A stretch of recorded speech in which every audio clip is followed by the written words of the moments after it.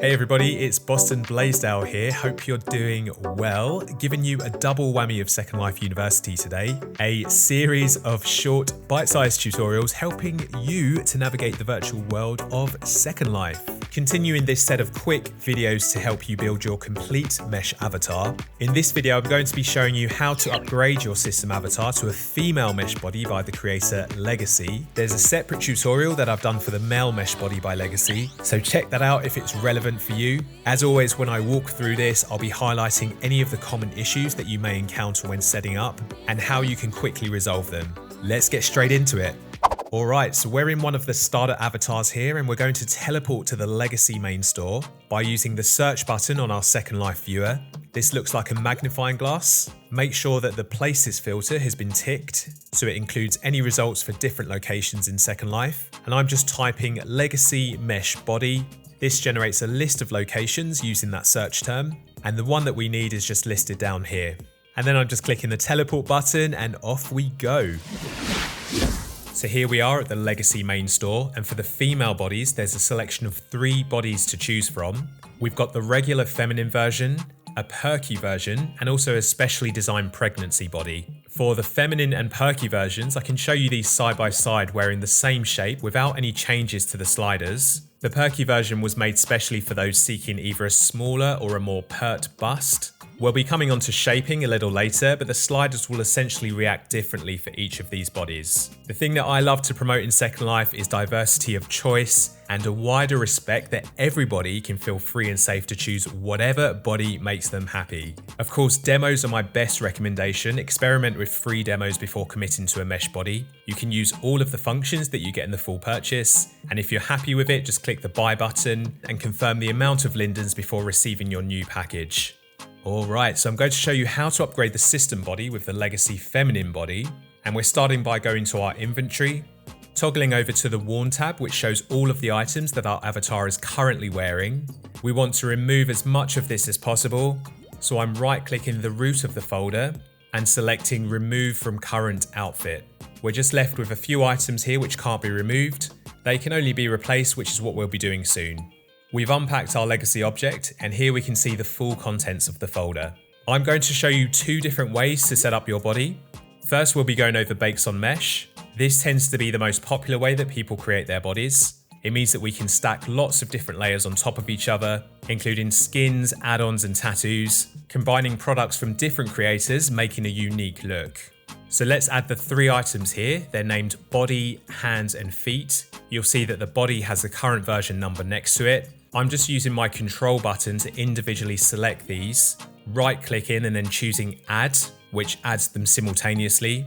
Things will start to look a little bit chaotic, but we'll be fixing that. We also need to be wearing an Alpha Mask, which will hide the system avatar body in the head. There are a couple that are included with the Legacy body. They're just down here and they have this kind of grey t-shirt symbol. However, you'll most likely be combining this body with a separate mesh head. If you're wearing a Lelutka head, for example, don't wear any of these eraser masks down here. Instead, wear one that's in the Lelutka folder, and it's named Bomb Head and Body with Applier Eyes. And this means that we're setting up our body and our head combo for Bakes on Mesh. We'll be doing separate mesh head tutorials. We're mainly focusing on the Legacy body for today.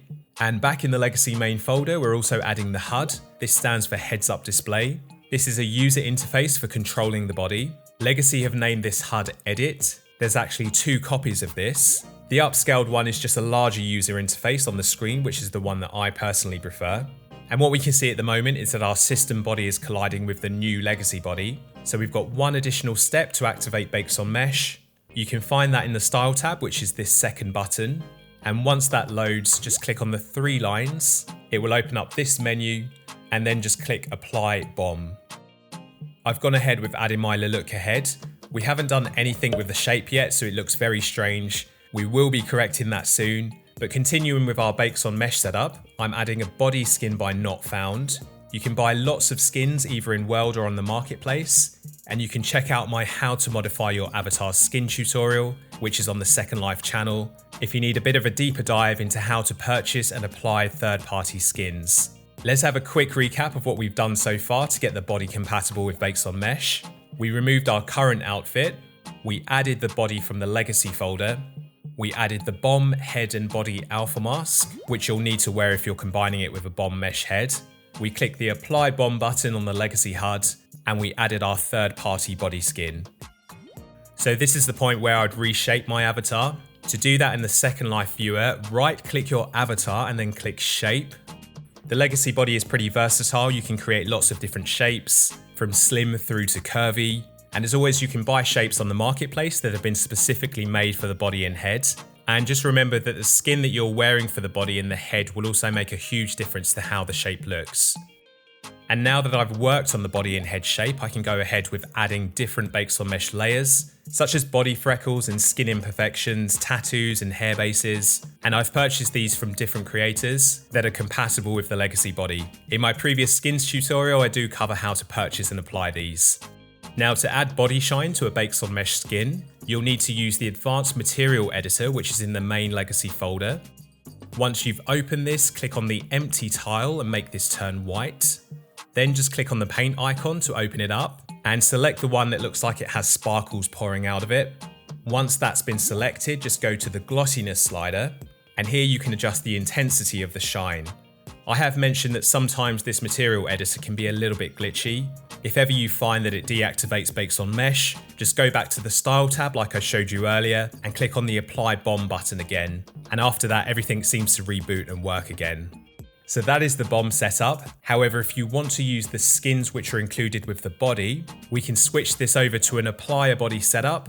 If we click on one of these skins from the HUD, it deactivates bakes on mesh and our system avatar is colliding with the body again.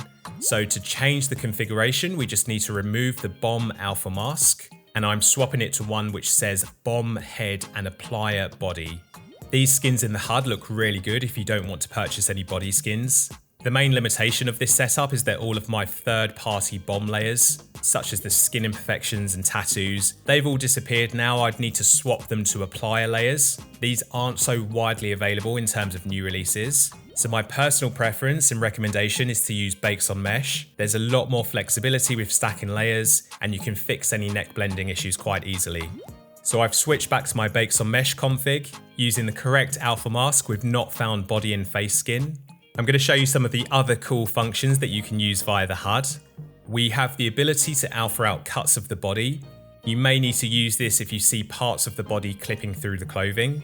I did show that in more detail in one of my previous Second Life tutorials, which was how to dress your avatar. And that described how some clothing comes complete with alphas or auto hide alpha scripts. But with the legacy body, you have the option of manually controlling this yourself. You can add some different shaped nails here as well, and this will work regardless if you're using bomb or appliers. And then once you've chosen the shape, you can go over to the style tab, click the 3 lines and then choose the nail symbol. And then here is where you can choose different nail varnishes. And there's a whole set of colors here. You can just scroll through the pages and choose whatever one takes your fancy. If you click the play button down here, this will activate a natural cycle of animations for the hands. So I usually keep this on for everyday usage, and if I'm taking a photo, I'll use one of these static hand poses, and you can isolate the poses for the left and right hand. We've also got our foot functions here, so you'll need to use these if you're wearing footwear which has a particular heel angle. So if you're wearing a pair of shoes which have been rigged for a higher heel, or even a flat shoe, the HUD just gives you the full flexibility to control that. And those are the basics for getting your female legacy mesh body set up. Hope you enjoyed the video, guys. Leave a comment and a like if you did. I'll be back for some more Second Life University videos. Until then, take care, be kind to each other, and I will see you soon.